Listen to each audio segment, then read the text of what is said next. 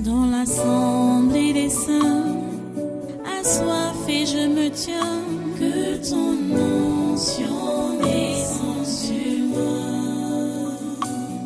Conscient que mon destin est dans le creux de ta main, que ton onction descende sur moi. Je suis disposé, assoiffé, que ton onction descende sur moi. Je suis disposé, assoiffé, que ton onction descende sur moi.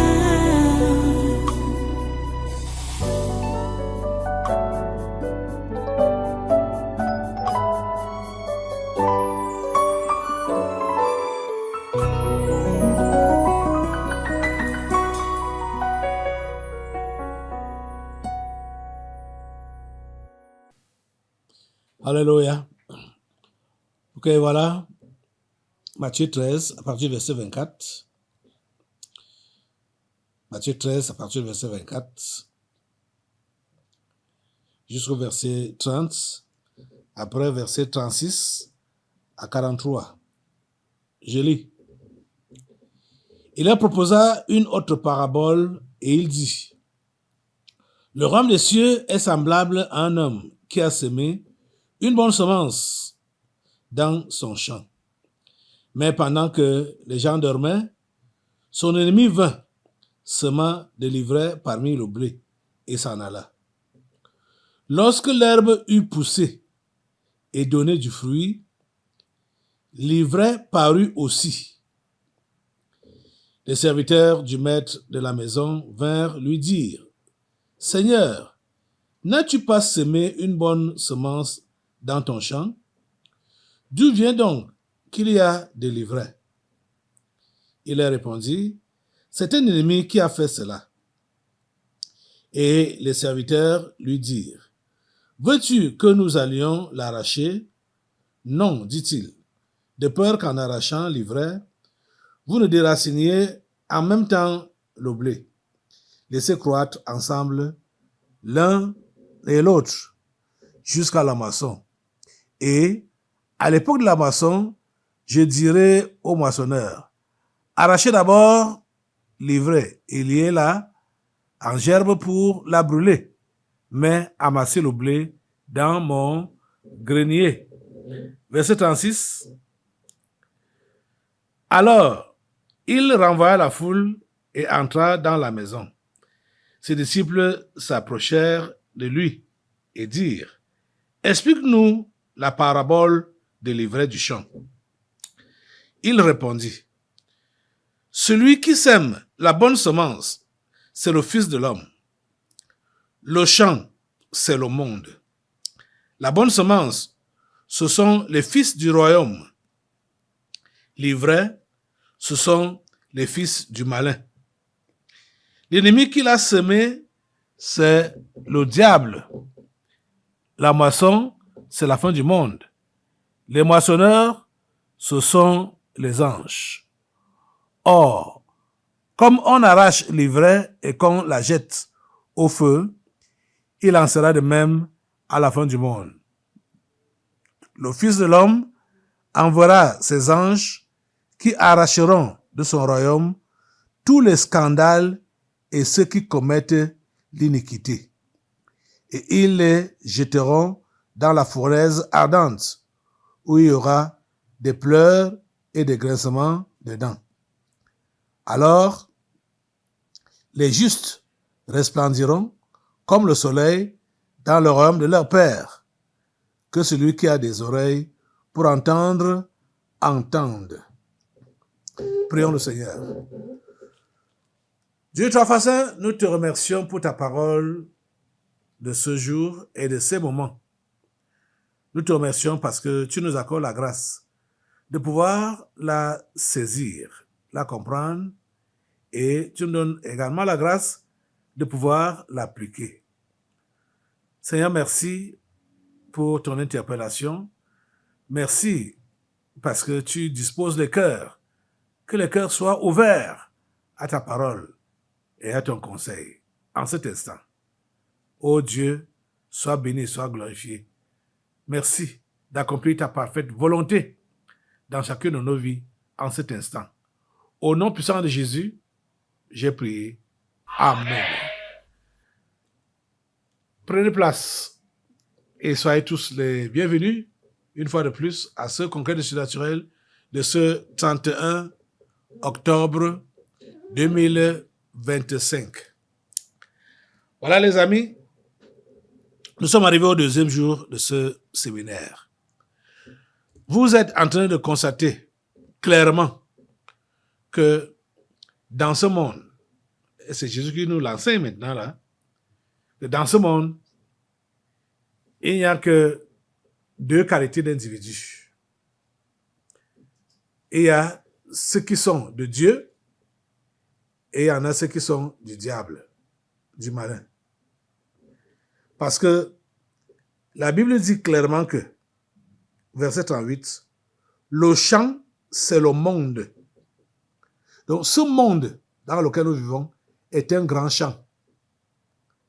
C'est un grand champ, ce monde. La bonne semence, et il y a dans ce champ, il y a la bonne semence et il y a des livrets. Dans ce champ qu'est le monde. La bonne semence, ce sont les fils du royaume. Vous comprenez?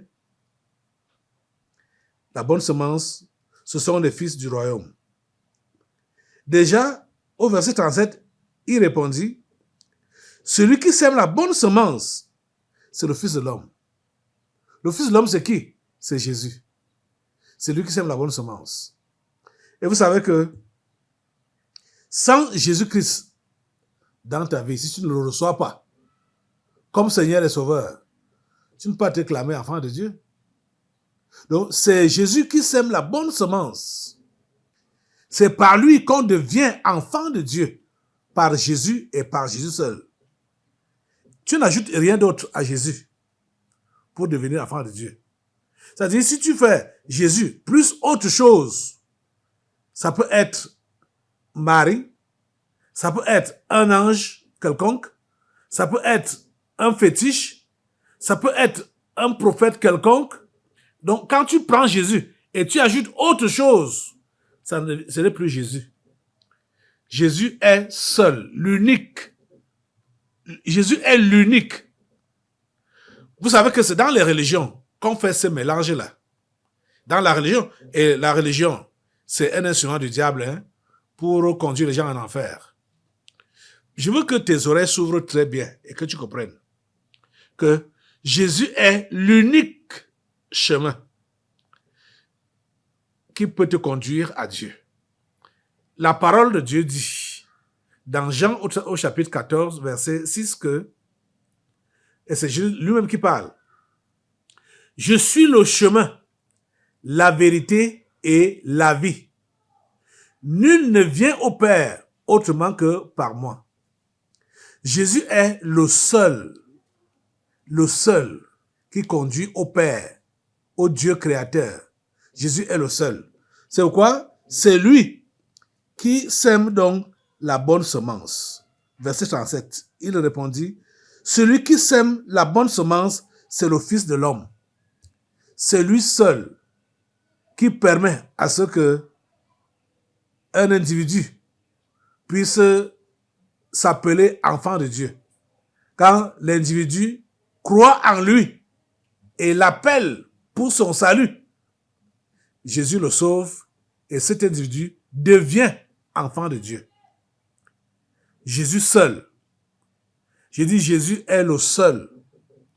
Donc, ce qu'on vous enseigne dans les religions là, on vous dit de prier Sainte Marie, Mère de Dieu, on vous dit de prier les anges, on vous dit de prier Mahomet, on vous dit de prier au nom de Mahomet, on vous dit que voilà, comme on est africain, je parle d'abord aux Africains, aux Camerounais, que comme on est africain, on ne va pas abandonner nos coutumes. Oui, tu peux donc être chrétien et tu as aussi tes crânes que tu adores, tu peux être chrétien et tu as tes ancêtres que tu adores, tu peux être chrétien. Ça, c'est le mensonge. C'est la religion là-bas. c'est la religion. Ça ne peut pas vous sauver. Je vous dis la pure vérité. Vous voyez, ces derniers temps, certains Africains prétendent vouloir valoriser la culture africaine.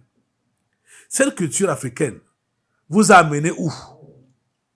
Ça vous a amené où? Ça a amené l'Afrique où? La culture africaine. Ça peut amener l'Afrique où? Nulle part, hein? Nulle part. Parce que vous dites que vous allez maintenant rentrer dans la culture africaine. Vous êtes en train de tourner le dos définitivement au Dieu créateur. Parce que Jésus n'est pas venu pour une culture quelconque. Comme on peut vous le faire croire dans la religion ou dans les livres là-bas dehors. Jésus n'est pas venu pour la culture judaïque ou hébraïque. C'est pas pour cela que Jésus est venu. Jésus est le sauveur du monde entier. Et c'est lui qui est venu nous montrer le chemin qui conduit au Père. Il n'y a pas quelqu'un sur cette terre qui a enseigné comme Jésus. Il n'y a pas quelqu'un sur cette terre qui a vécu une vie de sainteté comme Jésus. Il n'y a pas quelqu'un sur cette terre qui a vécu une vie de pureté comme Jésus.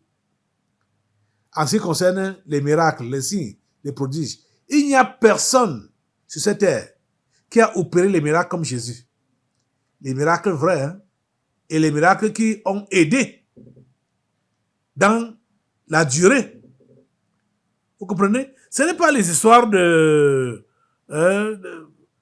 les charlatans font là-bas dehors. Jésus a fait des miracles dans les gens, sur la vie des gens qui ont eu un impact dans la durée. Vous comprenez ça?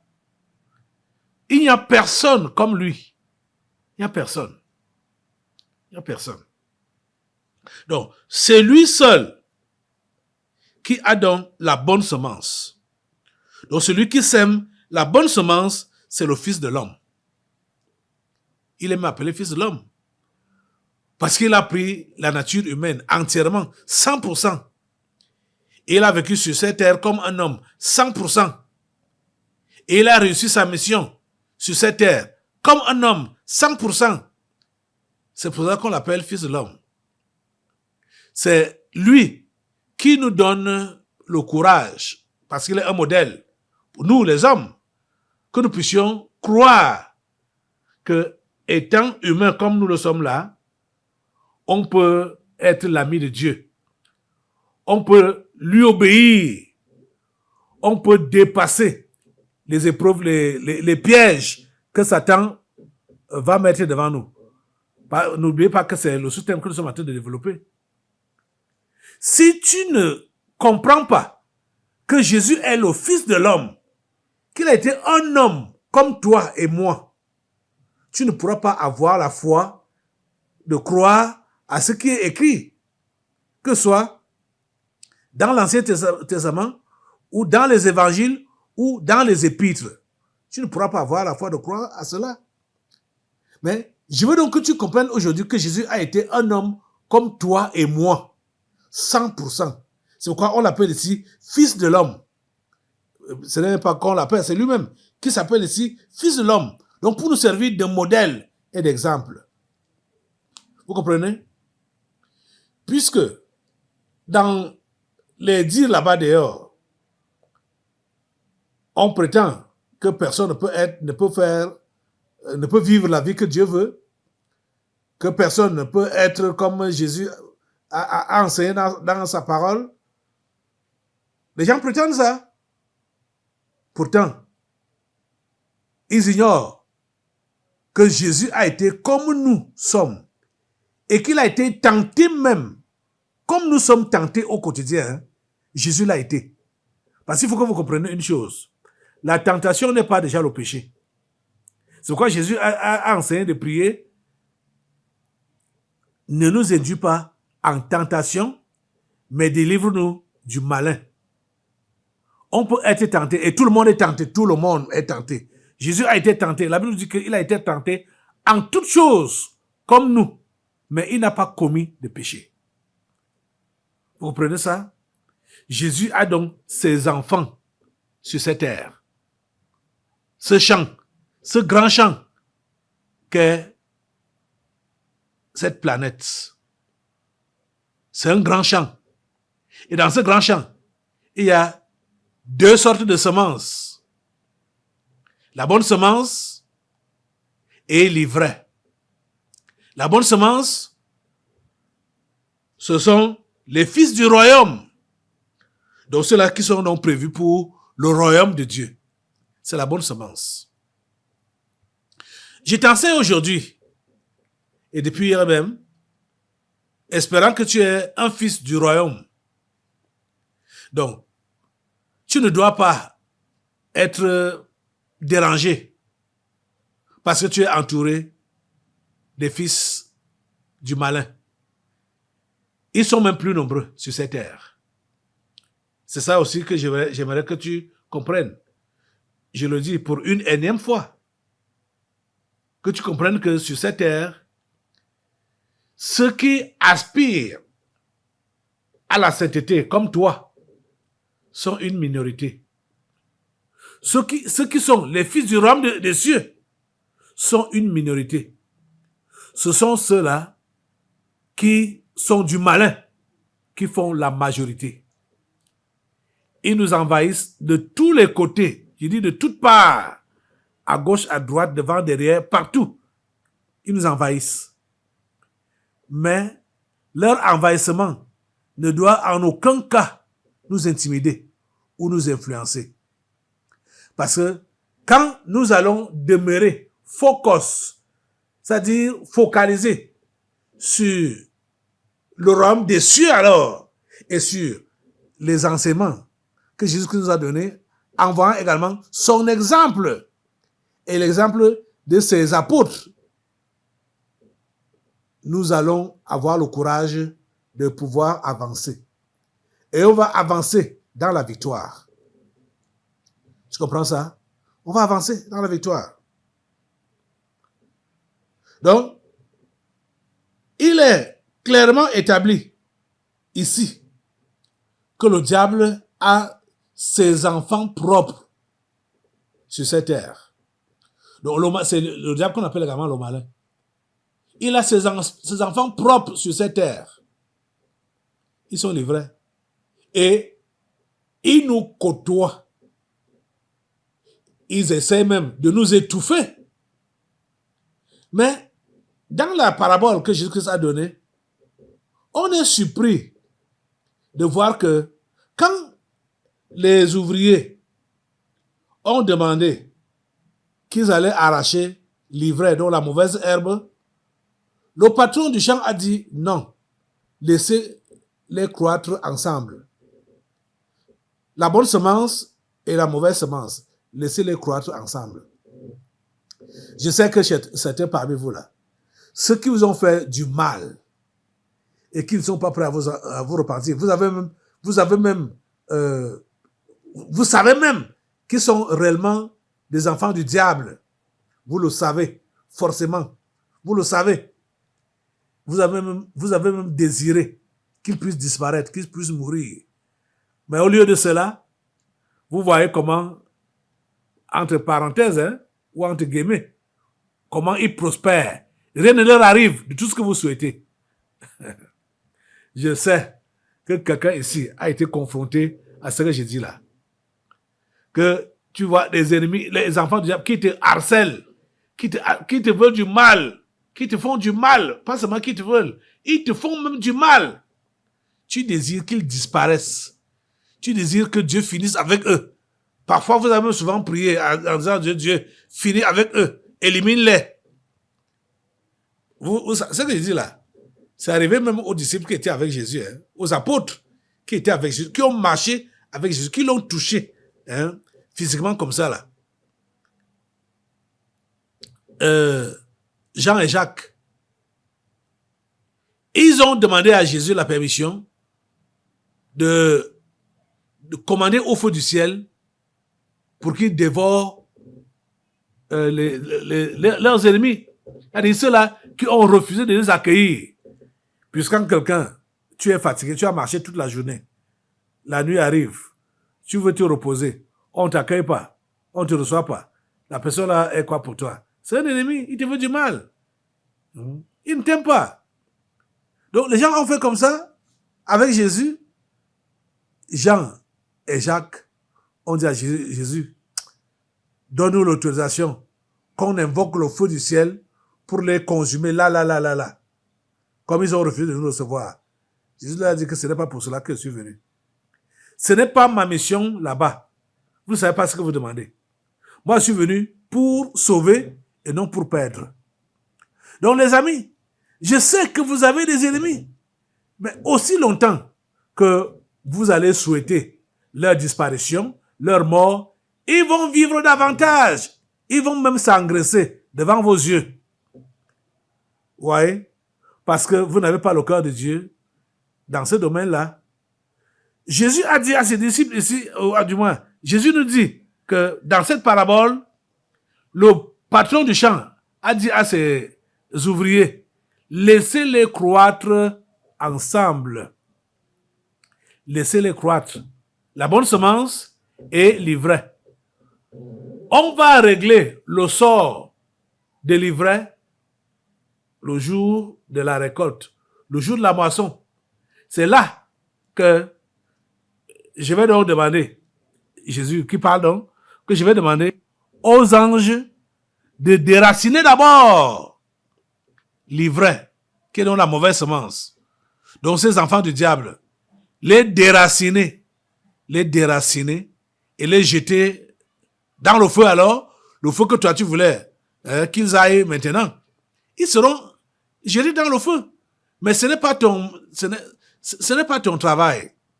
Ne t'occupe pas de ça maintenant là. Ce qui doit t'occuper maintenant pour toi, c'est de rester attaché à ton Dieu et de faire son travail de sauvetage. Parce que Jésus a encore des brebis qui vadrouillent là-bas dans le monde. Il veut que tu puisses t'occuper d'abord de leur salut. Tu comprends ça? Donc, ce qui doit nous préoccuper, nous, enfants de Dieu, en ces temps-ci, c'est d'abord le salut des perdus. Le salut des perdus. Vous comprenez ça?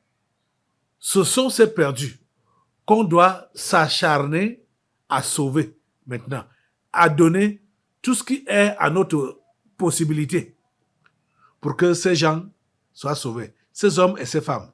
Et ils sont nombreux. Au lieu d'être tellement bêtes ou ignorants, parce qu'il y a beaucoup là qui sont en train d'envier le monde, d'envier les païens, d'envier d'autres pays comme les Africains, envient l'Europe, les Amériques, ils envient. Ils ne savent pas la réalité qu'il y a dans ces pays-là. Ils ne savent pas. Ils ne savent pas. Ici, au Cameroun, tu vis mieux, tu vis bien. Si tu es chrétien, alors, occupe-toi à sauver les âmes. C'est-à-dire, sois un maillon dans la chaîne de sauvetage des âmes, au lieu de rester dans l'insatisfaction et toujours avec ce désir de vouloir arriver au sommet. Il faut que tu vois un peu ce qui se passe de l'autre côté de la mer, surtout de l'Atlantique. On va d'abord vous montrer de l'autre côté de l'Atlantique, donc en Amérique. Regardez, voyez un peu ce documentaire sur la pauvreté en Amérique, en Californie, Los Angeles. Regardez. Si vous posiez la question à 10 personnes de savoir quel est leur pays idéal, la plupart vous répondraient sans hésiter, l'Amérique. Pendant des décennies, l'image des États-Unis est restée figée, riche, puissante, libre, ouverte à tous. Mais que se passe-t-il quand on décide de marcher dans les rues de Los Angeles, de Philadelphie, de San Francisco ou de Miami? Ce qu'on découvre n'a rien à voir avec le rêve. On dit que l'Amérique est le pays des opportunités. Et c'est vrai, pour une partie de sa population. Mais pour des centaines de milliers d'autres, le combat n'est pas de réussir, mais simplement de survivre. À quelques rues des quartiers les plus riches du monde, s'étendent des campements de fortune. Des avenues entières transformées en bidonvilles modernes. Des tentes serrées les unes contre les autres, des matelas posés sur l'asphalte, des regards perdus dans le vide. Ici, la pauvreté n'est pas cachée. Elle s'impose, chaque jour, au cœur même du rêve américain. À Los Angeles, plus de 70 000 personnes dorment dehors. À San Francisco, l'épicentre de la Silicon Valley, les trottoirs sont saturés par le fentanyl. À Philadelphie, Kensington Avenue est devenue le symbole mondial de la misère et de la dépendance. Et en Floride, sous le soleil de Miami, les invisibles se battent pour un repas, une couverture, un coin d'ombre. Oui, cette Amérique existe. Et oui, les médias en parlent parfois. Mais ce qu'ils oublient souvent de montrer, c'est la résilience. Car derrière chaque tente, chaque carton, il y a une vie, une histoire. Alors pour comprendre, il faut commencer là où la crise est la plus visible. À Los Angeles, le soleil se lève sur deux mondes. Sur les collines, les villas scintillent au-dessus de piscines bleues. En contrebas, dans Skid Row, des milliers de silhouettes se réveillent au milieu des tentes, des cris et de la poussière. La cité des anges porte aussi le visage de l'enfer. Les trottoirs deviennent des couloirs étroits où des milliers de vies s'entassent. Les odeurs sont lourdes, l'air saturé de poussière et de fumée. Skid Row n'est plus un campement provisoire, c'est une véritable cité parallèle, née au cœur de Los Angeles. Chaque jour, près de 10 000 personnes y survivent. Des anciens travailleurs qui n'ont jamais retrouvé de logement, des familles qui dorment dans leur voiture, des vétérans marqués par les guerres, des jeunes happés par la drogue. L'écart est vertigineux. À quelques kilomètres, les collines d'Hollywood affichent le rêve américain, pendant qu'ici il s'effondre sur le bitume. La crise des sans-abri à Los Angeles n'est pas un accident, elle est le résultat d'un enchaînement de facteurs profonds. Explosion des loyers, la ville compte parmi les plus chères des États-Unis. Le prix moyen d'un logement dépasse largement les revenus de la classe moyenne. Manque de logements sociaux, l'offre est insuffisante face à une demande croissante, laissant des milliers de personnes sans alternative. De nombreux habitants de Skid Row souffrent de troubles psychologiques, sans accès à des soins adaptés. La rue devient un cercle vicieux où la drogue est souvent la seule échappatoire. Los Angeles est l'une des villes les plus riches du pays, mais aussi l'une des plus inégalitaires. Le fossé entre richesse et pauvreté se lit à chaque coin de rue. Malgré ce tableau sombre, des efforts existent. Chaque jour, des associations distribuent repas, vêtements et soins médicaux. Des programmes d'hébergement temporaire tentent de retirer des familles de la rue. La ville a lancé plusieurs initiatives, comme la construction d'unités modulaires et l'agrandissement des refuges.